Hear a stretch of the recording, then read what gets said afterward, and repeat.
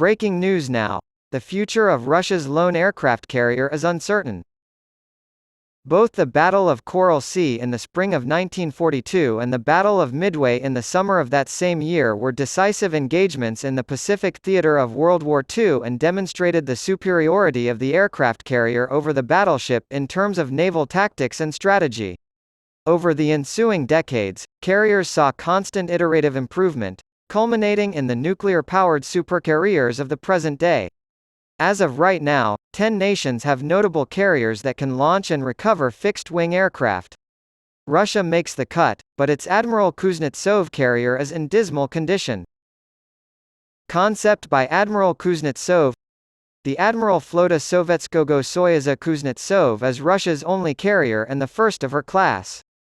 The Kuznetsov is built in the ski jump style popularized by the British and French, as opposed to the flat deck and steam catapult of U.S. supercarriers.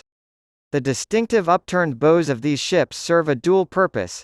They facilitate aircraft takeoff at lower speeds and eliminate the need for complex catapult machinery. Notably, the Kuznetsov is built for a purpose distinct from that of U.S. Navy carriers.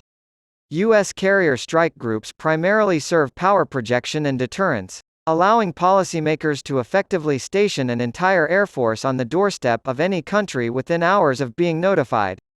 Instead, the Kuznetsov was built to supplement Russia's surface and submarine forces. Its Su-33 aircraft primarily protect missile submarines and surface combatants from enemy fleets while also providing air superiority. The Kuznetsov's use of mazout fuel oil for its engine is just one of many problems with its design. This substance is a common type of low-quality fuel in many post-Soviet countries. Diesel, which burns cleaner and is more efficient than mazout, is refined in Western nations. These days, ships use either gas turbine engines or nuclear power, both of which are vast improvements. Thick, oily, black smoke is one of the major drawbacks of using mazout. Modern satellite coverage makes it difficult to hide large ships, but leaving a trail of smoke that can be seen from Earth makes it much easier to locate. Some background. The Kuznetsov was launched in 1985 after 3 years of construction, but she didn't start seeing regular service until 1995.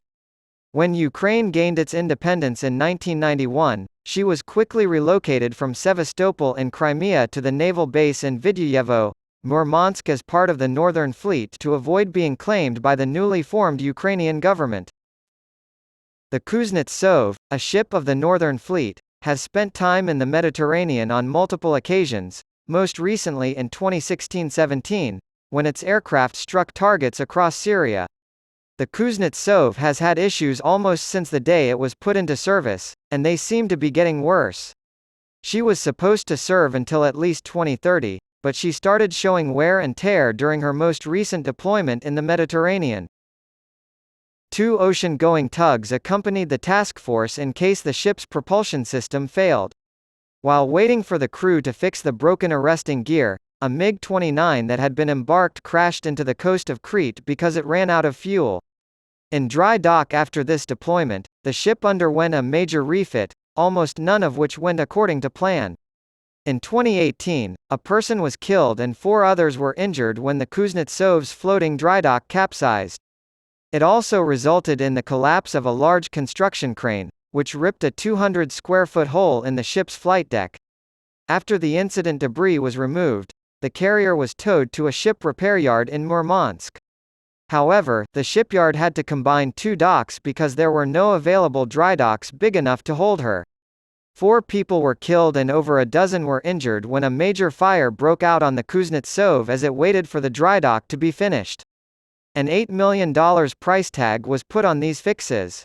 3 years later, in early 2023, the carrier was refloated, but not before another fire broke out on board, fortunately with no casualties.